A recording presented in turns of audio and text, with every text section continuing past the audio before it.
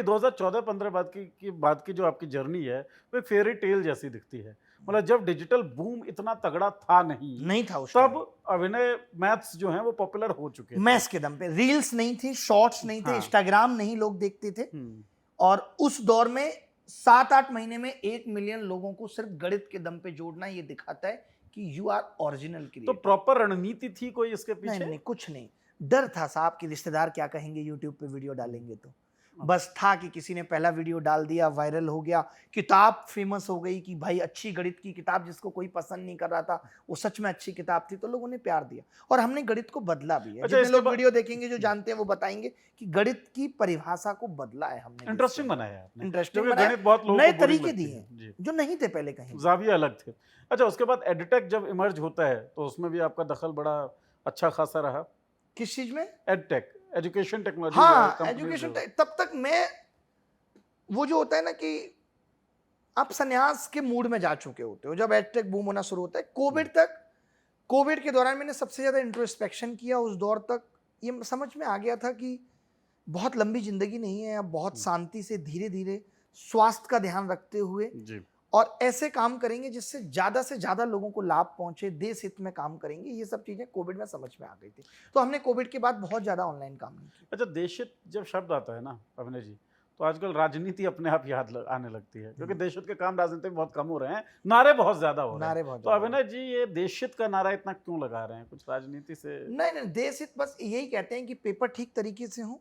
हम्म। और जो हम जैसे आवाज आप अगर देखेंगे आज, हम क्या है कि हमारी आवाज छोटी है, संसद तक नहीं पहुंचती, बट अगर आप देखें तो हूबहू भाषा राघव चड्ढा जी ने जो नकली सब्जी और पनीर की थी, उससे करेक्ट 15 दिन पहले ये मुद्दा मैंने उठाया और सब कुछ प्रूफ के साथ दिखाई चीजें कि आज इस देश में किस तरीके से आपके स्वास्थ्य के साथ खिलवाड़ किया जा रहा है। सबसे ज्यादा आप देखेंगे मेरे ट्वीट्स, मेरे शॉर्ट वीडियो जो भी मैंने 2-3 बनाए, सबसे ज्यादा मैंने आवाज उठाई कि तो जब भारत आप में। पहले आवाज उठा ही रहे हैं और बाद में वो संसद में गूंजी रही है किसी और के जरिए, तो आप खुद ही वो पहले व्यक्ति भी हो सकते हैं जो संसद में गूंजे या विधानसभा में हाँ, गूंजे। मतलब सपना है वो ऐसा कुछ? नहीं, सपना नहीं है, बट अगर जरूरत अगर पड़ेगी। जरूरत क्या होती है? नहीं, आप माहौल देख ही रहे हैं, जरूरत है कि नहीं आप बताइए ना। जाने का रास्ता मिलेगा तो जरूर उठाएंगे मतलब आवाज और हिला देंगे संसद। जरूरत महसूस कर रहे हैं। जरूरत महसूस कर तो रहे हैं, रास्ता क्योंकि खोज तो रहे आज ही से होंगे। पहले जब इंटरव्यू होते थे 1 साल 2 साल पहले, तब साफ कह देते थे कि नहीं, राजनीति से कोई लेना देना नहीं है। बट आज मैंने जो एक बात कही कि देश की राजनीति को बदलने की जरूरत है और हम जैसे शिक्षक ही इस देश की राजनीति को बदलेंगे। देखिए आप क्योंकि हम पे बच्चों का भरोसा है और हमने वो भरोसा जीता है, कमाया है वो भरोसा। कमाया, अपने मेहनत की है और एक टर्म में आप बड़े सक्सेसफुल रहे। मतलब आपका विजन बड़ा क्लियर सा रहा है, जो आपने किया उसमें सफलता मिली है, मेहनत के कारण ही मिली है। तो जब ये सोच समझते हैं आपकी जरूरत है जाने की और इच्छा भी है, तो रास्ते तो तलाशे होंगे ना, कुछ ऑप्शंस देखे होंगे कुछ। देखिए, अभी तक मुझे ऐसा लगता है, मेरा एक बड़ा तगड़ा उसूल है कि मैं कभी जिंदगी में रास्ते तलाशने में या कोई मंजिल सेट नहीं करता हूं।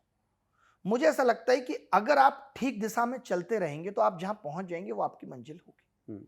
मेरा ये मानना है, क्योंकि ऐसी चीजें बेंचमार्क सेट करने से नहीं होती हैं या मंजिल सेट करने से कि वहां पहुंचना है और आप पहुंच जाएंगे, ऐसा होता नहीं। गणित तो हमें यही सिखाता है।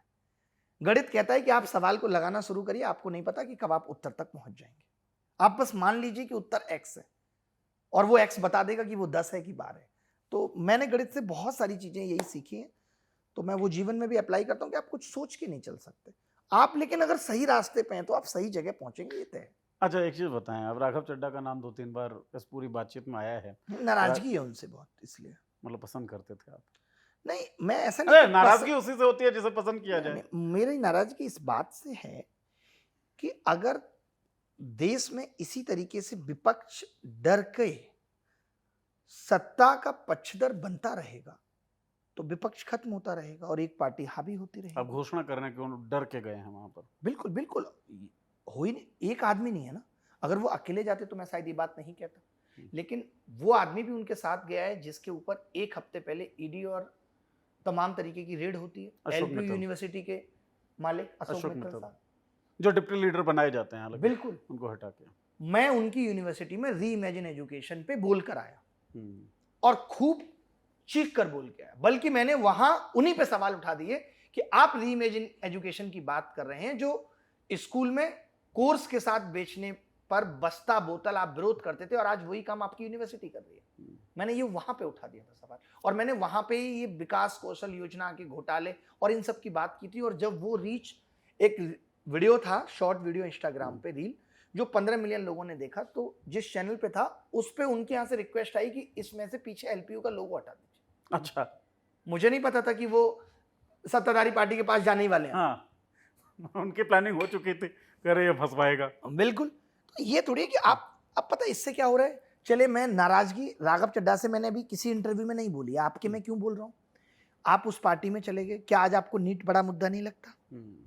आप तो नहीं बोले नीट के मुद्दे पे, अब आप बोल नहीं रहे तो आप चुप होने गए दूसरी आप पार्टी इतने में। जनहितैषी थे तो आपको ये तो बोलना ही चाहिए। हाँ, आप जब देखिए उतरते हैं इस मैदान में तो आपको जेल, इन सब चीजों से होकर गुजरना पड़ेगा, क्योंकि आज की राजनीति, मैं तभी तो कहता हूं ना कि राजनीति को बदलना है। ऐसी राजनीति ना हो कि किसी को डरा धमका के जेल भेज दीजिए ताकि ये आपका विरोध ना कर सके। अच्छा, चलिए, राघव चड्ढा तो राजनेता हो गए, अशोक मित्तल भी राजनेता ही थे, सांसद थे, सारे लोग जो गए, और बहुत सारे राजनीतिक इकोसिस्टम में हम देखते हैं लोग जो डर के या लालच के कारण या पद लोभ के कारण जाते हैं इधर उधर, है ना। अब बहुत देखिए, सारे आप ऐसे महंगे लोगों को अगर आप राजनेता बनाएंगे, अशोक मित्तल जैसे लोगों को जो धंधा चला रहे हैं, तो ये और पार्टियों को भी सीखना चाहिए कि आप अपनी पार्टी के राज्यसभा में उन लोगों को भेजिए जो धंधा ना कर रहे हो, जो सच बोलने की हिम्मत रखते हो, उन लोगों को भेजिए। कैंडिडेचर अपील भी है क्या ये आपकी? अरे नहीं, मतलब ये मैंने सोचा नहीं, हो सकती है एकदम। देखिए भाई, ध्यान दीजिए जो जो लोग सुन रहे हैं, हाँ। और शेयर करिए जो लोग चाहते हैं कि पार्लियामेंट या विधानसभा में अभिनव जी की आवाज गूंजे। तो अभिनव जी, एक चीज आखिरी सवालों की तरफ मैं जा रहा हूं, वो ये कि राघव चड्ढा को बदलते देखा, बहुत सारे नेताओं को बदलते देखा, राघव चड्ढा अकेले बेचारे क्यों बदनाम हो, बहुत सारे इन्फ्लुएंसर्स को भी बदलते देखा, है जो ना? ये कहते थे कि ये पार्टी ऐसी कोई रकम नहीं बनी ना जो मुझे खरीद सके। हाँ। इतनी बड़ी बातें आपको नहीं कहनी चाहिए ना। मैं तो कहता हूँ कि पैसे की पहचान यहाँ, इंसान की कीमत कोई नहीं, बच के निकल जाए इस बस्ती में, करता मोहब्बत कोई नहीं। वो गाना है ना जिसमें कहते हैं ईमान जिसे वो कुछ नोटों की कहानी है। आपको बदलेंगे? नहीं, बदलने का बहुत सारे लोगों को बदलते देखा है लोगों ने। देखा है, सही कह रहे हैं, बिल्कुल सही कह रहे हैं, बट हम बदले नहीं कभी। वो जरूर बदल गए, हम नहीं बदले।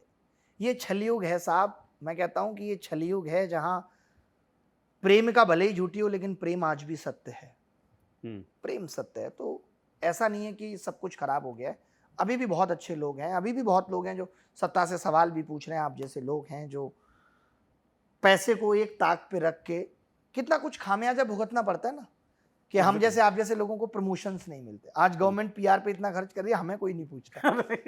बताओ आप, ये कभी गलती से कॉल आ जाता है, फिर उसके बाद इंक्वायरी में हम और आप जैसे लोग हटा दिए जाते हैं, भगा दिए जाते हैं। ठीक बात है कि इनका कंटेंट तो हमको और लेके डूबेगा। वही चलिए, तो खतरे बहुत सारे हैं और बहुत सारे एस्पिरेशंस भी दिख रही हैं, बहुत सारी नेक नियति भी दिख रही है। बस जिस नेक नियति के जरिए बदलना चाहते हैं समाज को, अभिनय, और लगातार शिक्षा के क्षेत्र में आप काम करते रहे, बड़ी अच्छी जर्नी भी रही, बहुत कंट्रोवर्सीज भी रही हैं आपके साथ एसोसिएटेड, जिन पे हमने कम बातचीत की है, लेकिन जी आपसे जी नहीं, आगे भी यही कोशिश करेंगे। और सरकार से फिर से कहते हैं कि आपको अपने एजुकेशन सिस्टम को बदलना है। हम जैसे लोग आज भी फ्री और फ्री मनसा से काम करने को, मैं आपके चैनल को देखने वाले तमाम स्कूलों से गुजारिश करता हूं कि आप अपने बच्चों के अंदर मैथ्स में इंटरेस्ट जगाइए। हमारी किसी तरह की मदद यूनिवर्सिटी के गणित पढ़ाने के लिए, स्कूल्स के गणित पढ़ाने के लिए, तो हम एकदम निःशुल्क ये सेवाएं देने के लिए बैठे रहते हैं, फ्री हैं ये सब चीज़ों के लिए, कि जहां बच्चों के अंदर ये पता चले। क्योंकि लोग आज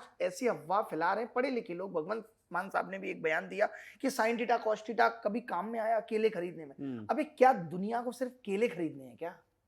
कौन बनाएगा ये इतने लंबे चौड़े ब्रिज जिनके अंदर हाइट एंड डिस्टेंस लगेगी, साइन थीटा कॉस थीटा की जरूरत पड़ेगी? कौन बनाएगा? तो ऐसे लोगों को हम इतनी बड़ी पद दे देते हैं जिनको सच में नहीं पता कि इसका महत्व क्या है। अब सोच के देखिए, कौन बना रहा है कि डेली पुल बनते हैं और गिर जाते हैं, हाँ, ठीक नहीं लग रहा ना। तो भाई बिना गणित के कुछ नहीं है। Ganit is the language to decode the world. और गणित में एक्स्ट्रा 2 भी कुछ नहीं होता है। हाँ, ये भी बात है, एक्स्ट्रा 2 भी कुछ भी नहीं होता है। बिल्कुल सही बात है। गणित के मास्टर साहब से कहलवाया है मैंने, अब तो मान लीजिए।